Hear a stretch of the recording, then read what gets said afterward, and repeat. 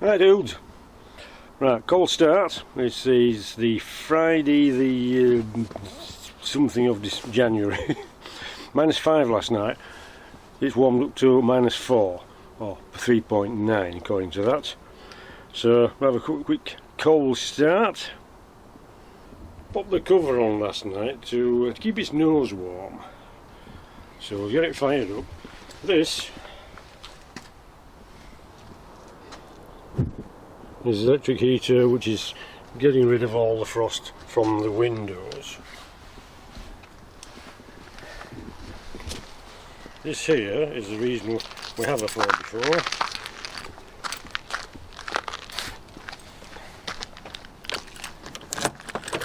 Fortunately, that all still works. Like that. Oh, that's nice and warm. Right, here we go. Keys in.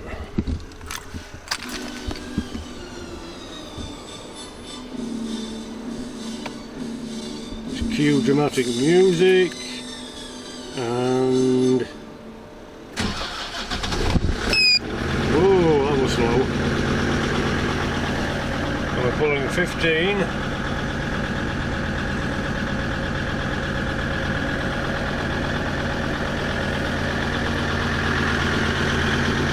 Apart from that, we're all okay.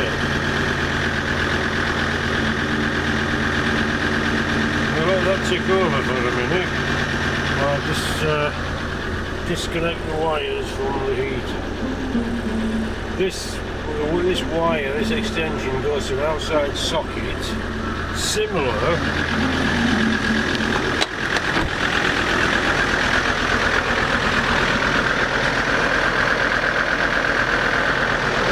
to one of them that's under the window down there.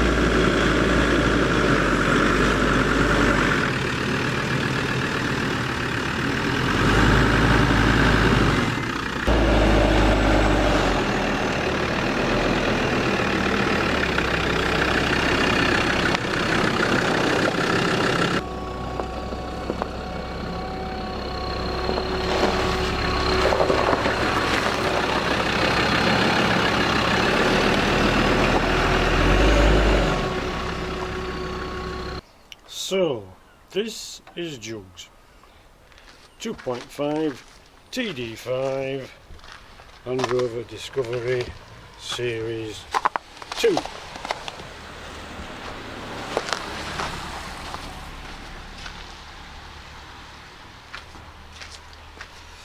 Relatively unmodded.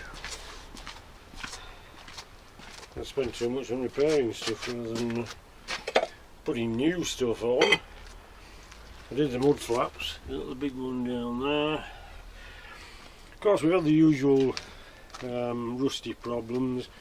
I had to have this bulkhead done, that one under there, and of course the rear chassis, which is always a favourite, but to be fair, wasn't too bad.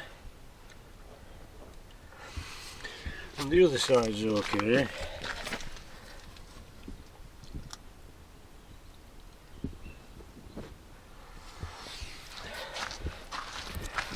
No doubt we shall need some more welding on this bulkhead at some time.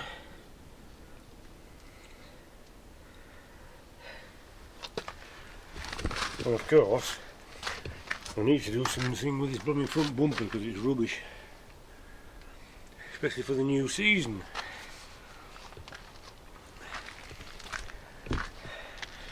Right, he's had a new windscreen because the old one was cracked. this is actually a Pilkington optical, which is genuine fit. The other one wasn't. One of the jobs I still have to do is put that corner back on. Those corners are there to stop the rain coming straight down and coming in the window if it's open. Other things we've had to do, apart from the welding, we had to do the front suspension bushes, which was quite fun.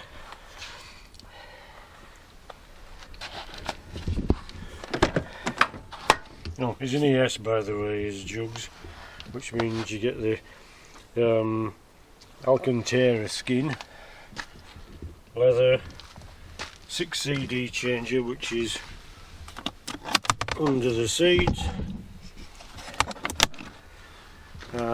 It only works if you have the proper head though, the original head unit, which is that.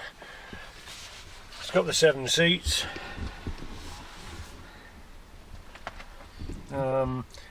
This one's been a work truck, and you can tell it's been a work truck because of all the damage. Like the netting, holes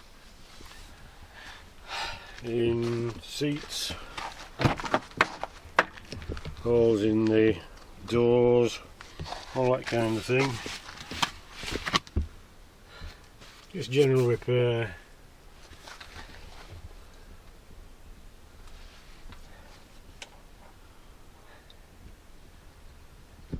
And of course the inevitable drooping headliner.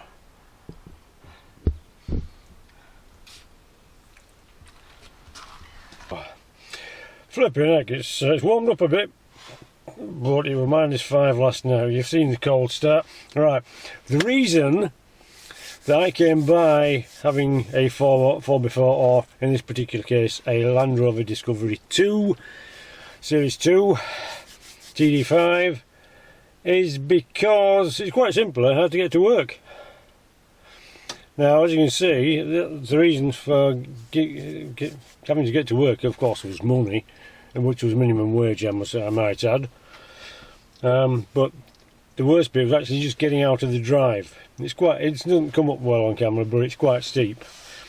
And when it snowed, an ordinary car, you couldn't do it.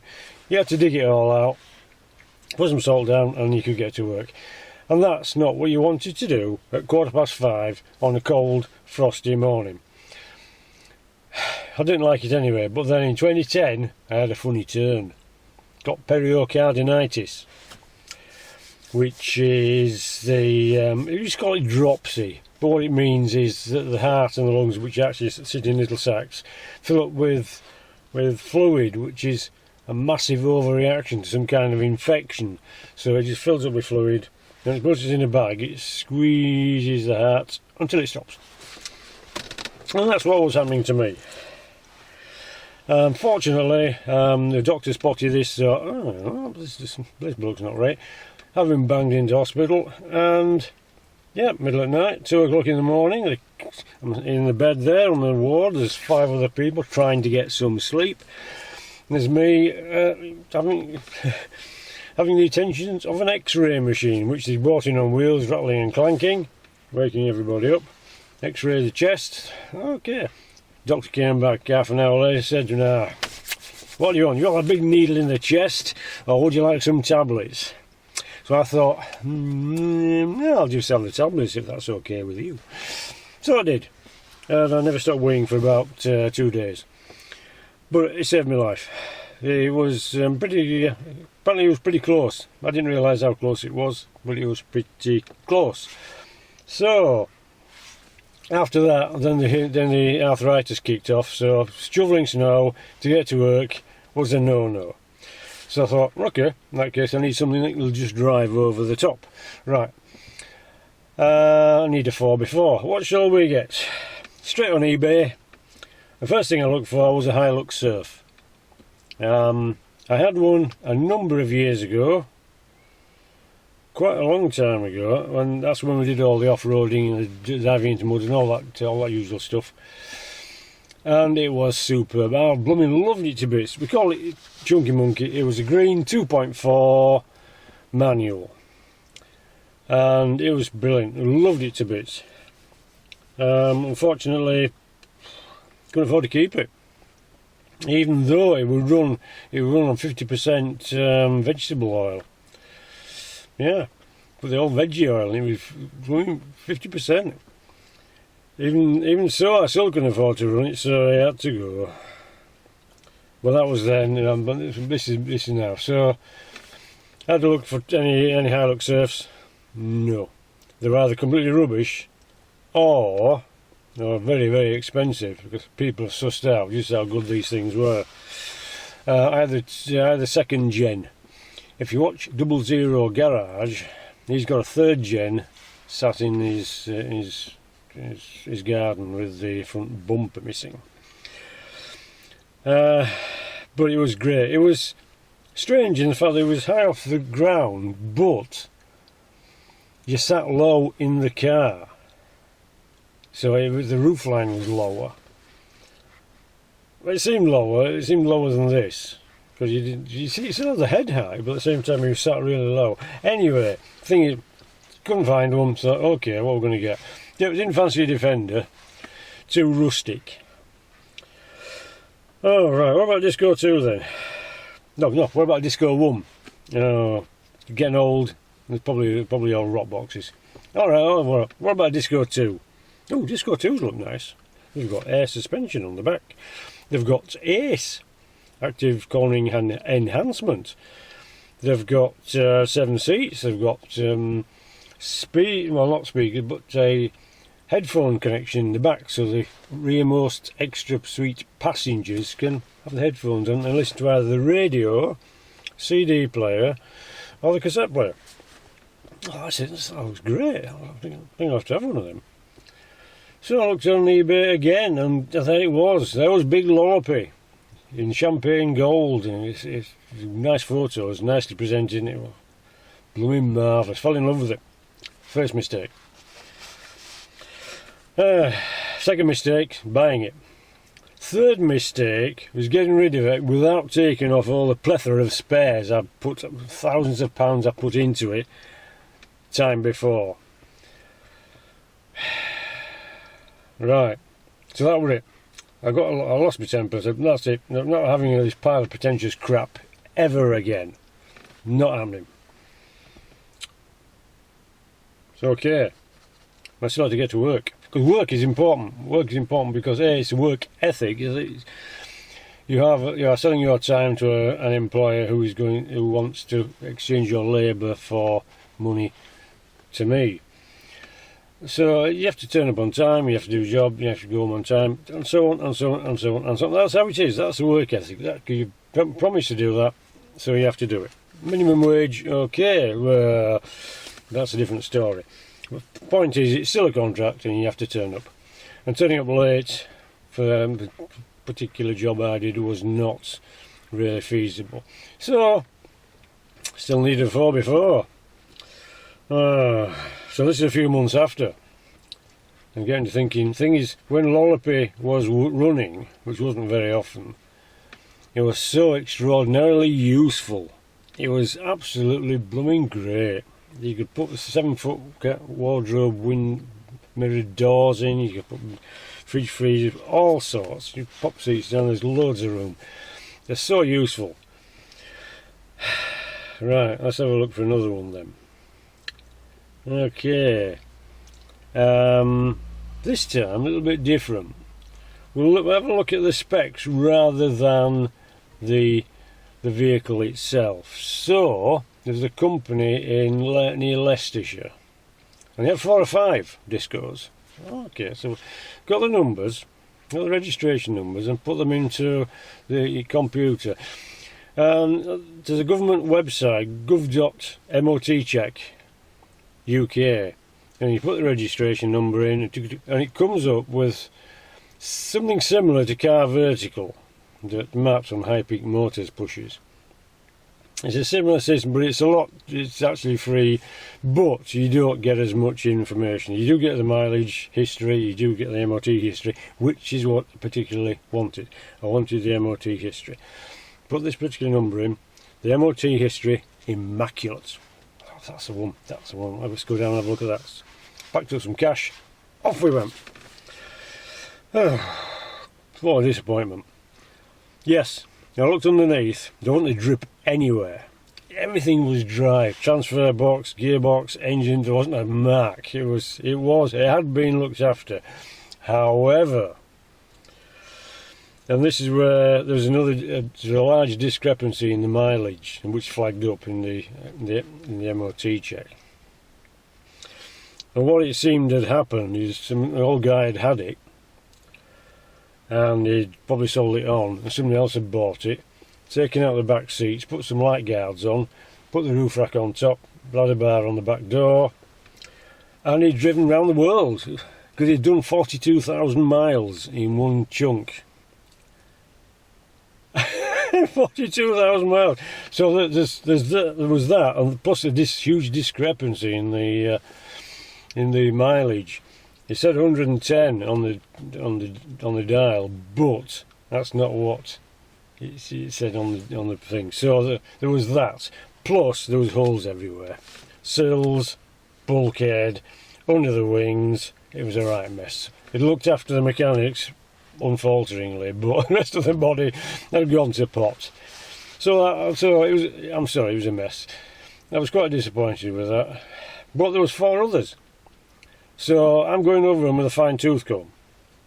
And in fact, I got to the last one and I thought, this is rubbish, let's go on. And Frida said, what about this one? And that was Jugs. So I looked him over. Okay, there's some drips underneath. Still is. Bodywork wasn't bad. I think that's what swung it. Plus it sounded good. The mileage was 164,000, so that's quite high. But you could see it had some new bits, like the front prop shaft, like the turbo. That's not all that old. There was lots of little things which said somebody spent money on this. So okay, so we fired it up, we had a drive. Alright. Because it was automatic. Big lollop here was a 2.5 TD5 manual. Except when you've been running for about half an hour, in which case the gear stick turned to concrete, because it was like chuffing stirring thick porridge. It was awful. Got around that by adding Amatex Metaltech 10 to the gearbox oil. You're not supposed to put stuff in the additives in, but I did, and it was wonderful afterwards. You could actually drive for an hour or so and you still use the gearbox. But that's another story. So we've got an automatic, we've got a TD5, we've got Jugs, and we're thinking, okay, it's a bit scruffy. It was quite scruffy. There's been a work truck, obviously. The paint seats, I've painted the seats. The passenger one in particular was really faded. So I've got some paint, some leather. I didn't even know they did leather paint. I got some. It looks quite good now, but after a while you've got to keep putting it back on. Door cards were a bit, especially the driver's door card. It was a dead animal on the side there. It was hanging in tatters. So I thought, oh, okay, we can fix all this. And yeah, so I put some brass down, and they said, right, we'll send it for MOT. Well, you know about the garage's own MOTs. Anyway, so I thought, oh yeah, off he goes. Because it failed on 2 tyres, drop links on the rear. What else was that? I don't know. I think there was something else. Anyway, whatever it was. Things he fixed it, put new tyres on, new drop links, all good. No, can't fault his MOT repairs, can't fault that. So, okay, went down again, picked it up, drove home. Everything went well until outside Leeds, and then there's a red light for the transmission overheating. Oh, bloody marvellous, thanks very much, just got this bloody thing. And in 2 minds whether to turn right round, take it straight back. Anyway, we eventually made it home. I stopped to let it cool down in Wick's car park. And give it half an hour, set off back, we weren't too far from home, so we made it back home. Googled it. Majority of the opinions were it's a sensor. Okay. That's one of the first repairs we did. That's look through the back catalogue. Coolant, transmission, cooler, temperature sensor. As it turns out, it wasn't a sensor at all. It was overheating because the radiator fins were full of crap. Right? Now, nobody's ever had the front off before, I quite believe, because there was cobwebs. The fan was seized, so there's no air getting through there. Took the fan off, there's all this black crap behind it. So I vacuumed all that out, vacuumed all. Did me as big a vacuum job as I could.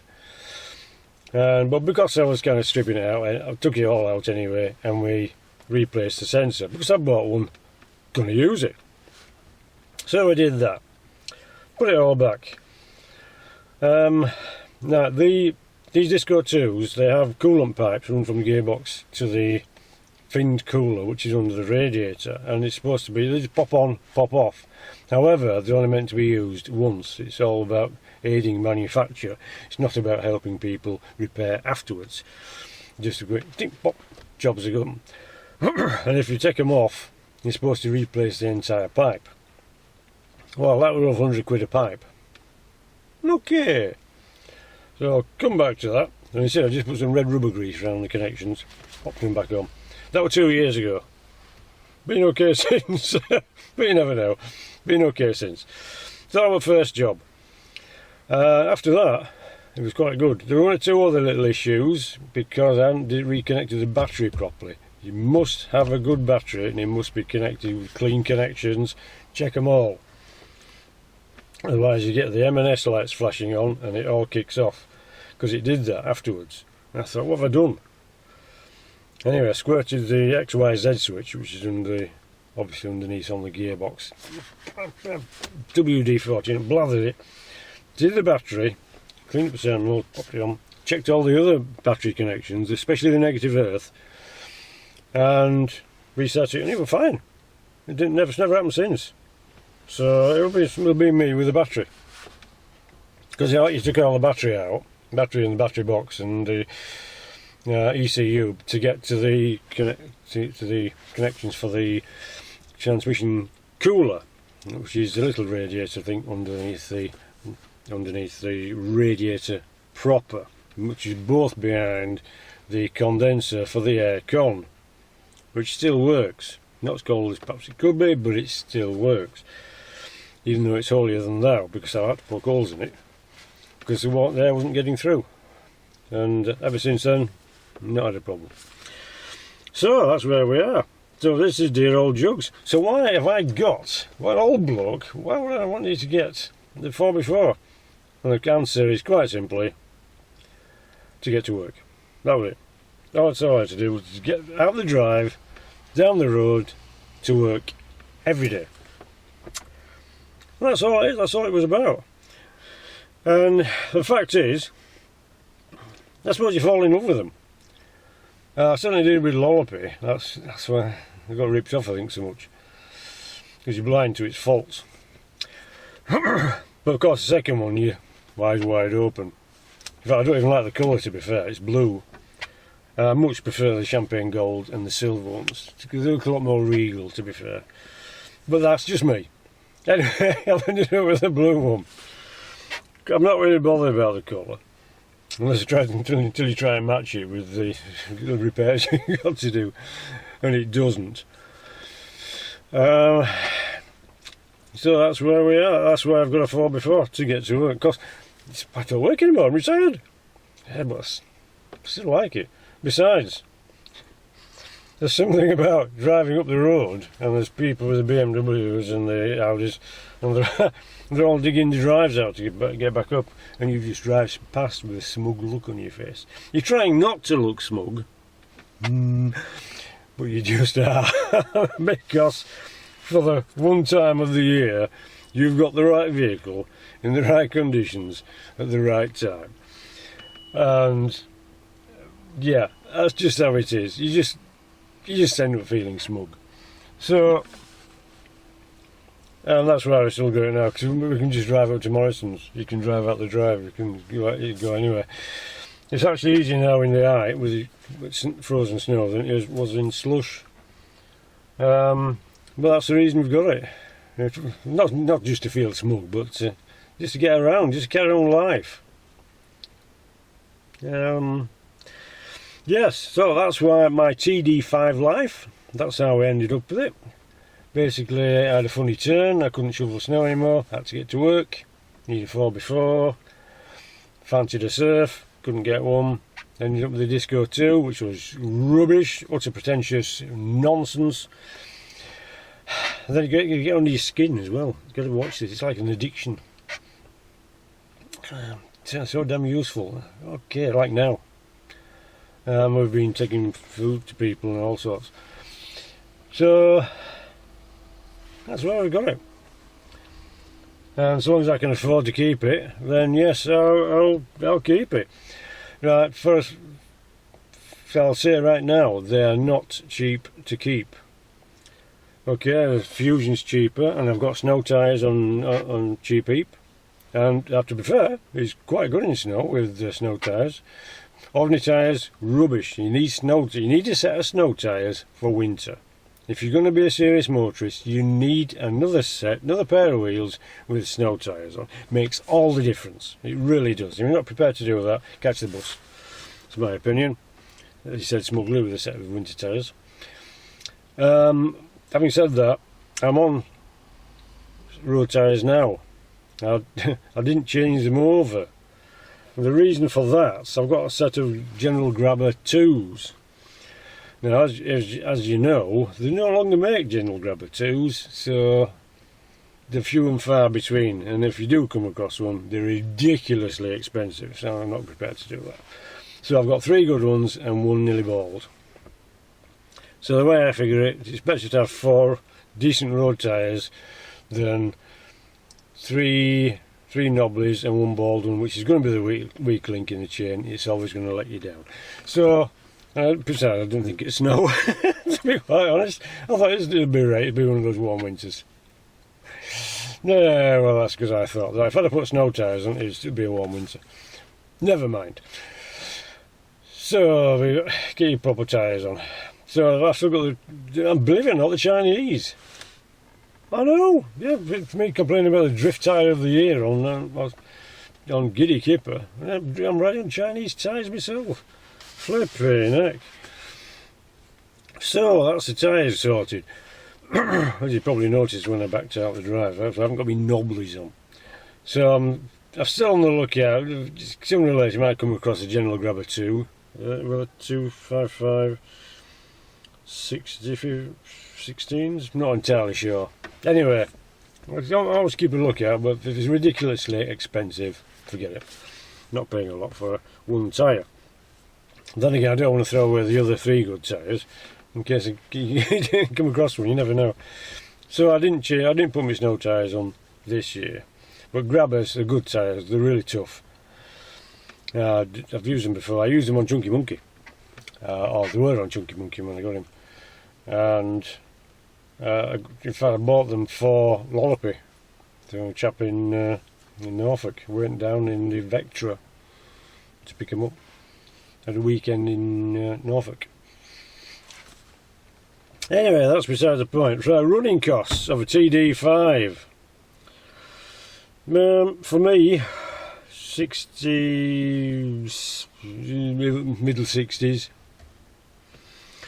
In Leeds, £460 odd is the insurance. Ish, can't remember, because we pay monthly. The road tax went up to 330, but because we pay by direct debit, is a slightly bit more. And this year it's going up at £15, so it's going to be £345 plus whatever rolling debit. Excuse me, puts on. So £460 for the insurance, £330 for the road tax, which of course is pretty grim. It was only 280, but last year it was levelled up with the newer TD5s, 2002 to 2004. We were already paying 330, which is the same as a V8. To be fair, that's mad. So, yeah. Anyway, that's it. It's not our choice, is it? It's not our choice to have insurance. You have to have it by law, and road tax. Yeah, vehicle excise duty, blah blah blah blah blah. So-called pollution tax. But yeah, you can run a Range Rover in London, and it's ULEZ exempt. That's strange, isn't it? You can run a Range Rover. Why is that? Oh yes, I remember now. It's because Sadiq Khan's got one. So he can't tax his own car, can he? Right. So if you're going to car in London, you get great middle of London, get a Range Rover. I assume you can afford to insure it. They're all being nicked and sold to Russian oligarchs. Anyway, so Disco 2. Sorry, Life of the Disco 2.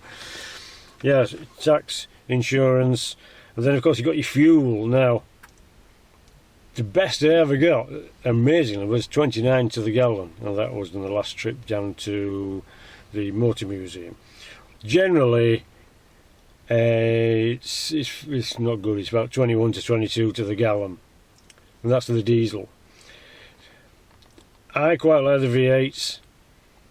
Whether or not I could stomach 12 to the gallon, no, but I don't know. Anyway, we've got a TD5, and we get roughly 22 to the gallon. So they're not cheap to run, they're not cheap to insure, they're not cheap to tax. So not cheap. And spares are getting quite thin on the ground, you could say. Although I did well. I got a second-hand radio, CD player, tour cars, there's all sorts of stuff. There's still stuff available.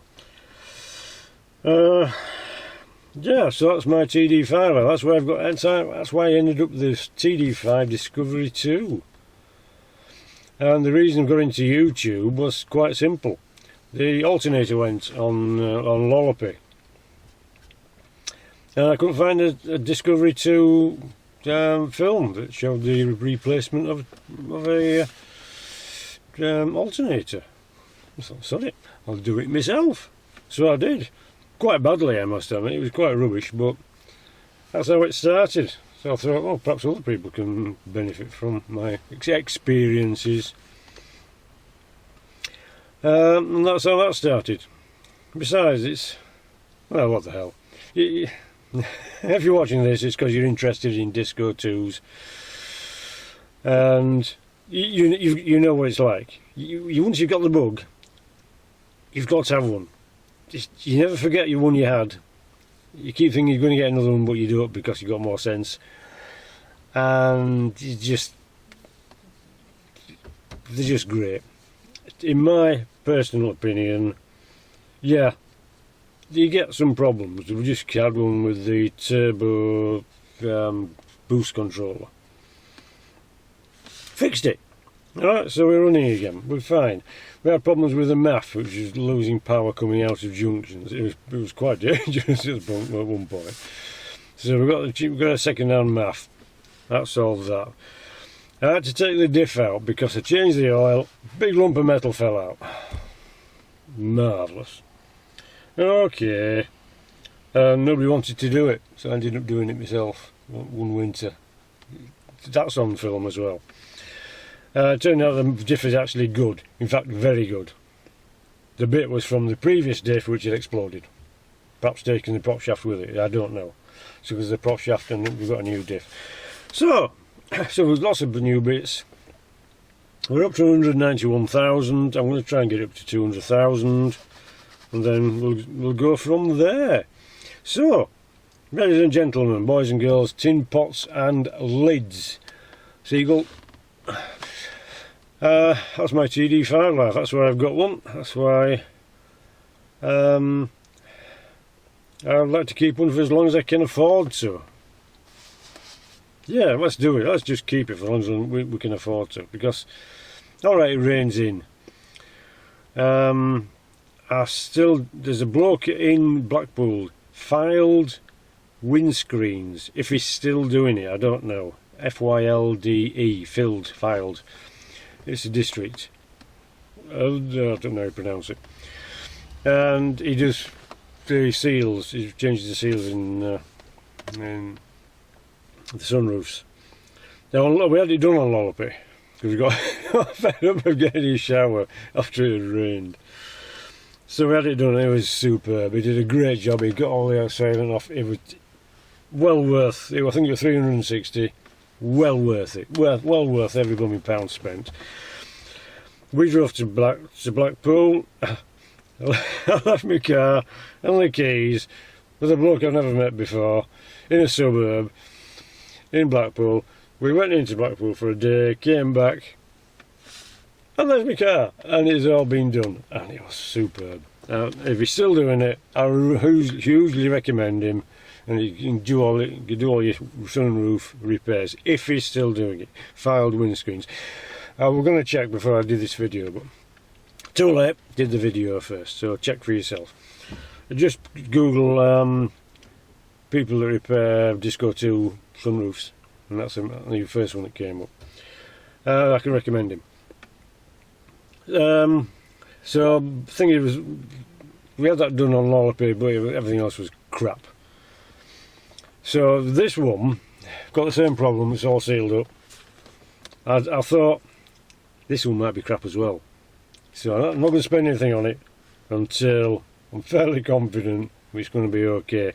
Well, that was 4 years ago. I still haven't had the sunroofs done because you never know. Still haven't had to change the cylinder head yet either. Yeah. Right, so anything else I can say? This is me, I'm Derek, this is Sleepy Cat Pictures. We're also a Disney channel, which you might have noticed if you watched our intro. Even though we haven't done any of that since 2019. And there's a couple of reasons for that. A, can't really afford it. B, during COVID, when the parks were shut, there's a channel on YouTube called WDW, Walt Disney World News Today, hosted by Tom Corliss. And he was saying, he just did a thing on the wages that the execs at Disney were earning. And the wages, so there you are, you're at the top of the pile, Disney, everybody loves Disney, you're on a win, you're on a surefire win. How much do you think you're taking home per year? What do you think? Quick guess. Go on, higher. When this is 2020 or 21, can't remember, in the middle of COVID, parks were shut. The Bob Iger, I think, had just retired. Or was it Eisner? Oh, I can't remember, either one or the other. And to get, I think it was Eisner. It didn't go down so well, but his take-home pay, top of the pile, would have been 32 million per year. But because he was embarrassed about the bonuses, he only took 29 million for that particular year. But the guy before took 32 million. The second in command gets 25 million a year. So I reckon, consider all the management structure all together, the management structure and the entire organisation, they're probably pulling 100 million out of what you pay. That was short, I'm sorry, but that grated. $32 million. Alright, it's not quite the same as in pounds, but it's still $32 million per year. And we can barely afford to go occasionally. So that put me off. Yeah, I know. Plus, after COVID, nothing was the same anyway. We went in 2015. Videos are on the website. YouTube, and it was great. I'm glad we went when it was good, because it's not so good now. There's all sorts of other stuff you have to pay for. And it's a great place. I love it to bits, but can't afford it. And it's getting more and more out of reach. It's getting more and more elitist country. It's like they're trying to phase out the ruffians. Anyway, that's beside the point. That's completely irrelevant. This is the TD5 film. This is what we're at. So you've got the running costs of TD5. This is where we've got. This is why I've got one. So I can drive out of here, drive uptown, in the snow, ice, slush, makes no difference. And that's on road tyres. So when you've got proper snow tyres, you can go even further. You can perhaps go to Aldi. Yeah, so there you go. This is Jugs. So all the new people that are subscribed, if you're wondering why you subscribed, this is one of the reasons why you're here. This is one of the reasons why I'm here. Is because we're like Disco 2s. They're old, creaky, wet, leaky, expensive to run, and we love them. That's it. But I have to say, if you're ever going to buy one, buy it with your head, not your heart. Otherwise, you'll end up with a lorry. And that was the biggest pile of pretentious crap ever. But I didn't know that. Because when you've not had one, you never had one before, you don't know what they're like. You think perhaps that's a wandering steering and the vague suspension, and it's all normal. It wasn't. It wasn't. I didn't know that. It's called Big Lollopy because not only was it difficult to keep on the road, it was difficult to keep in the same county. It was just all over the shop. It was awful. Why did I buy this? Jugs is a lot better. It's probably how Disco 2 should be. So that's my story. If you're still here, well done. Thanks for subscribing. Thanks for watching. But that's the reason why I've got a Disco 2. I think I've done a film before, but I thought I'd do this one. It's basically so I could get to work, and now I can get anywhere else I want, because I can. And that's why we have a Disco 2. Ladies and gentlemen, boys and girls, thank you for watching. Stay safe, stay warm, drive what you want, and it'll be right. Don't get lost or squashed. I'll see you in a bit. No doubt.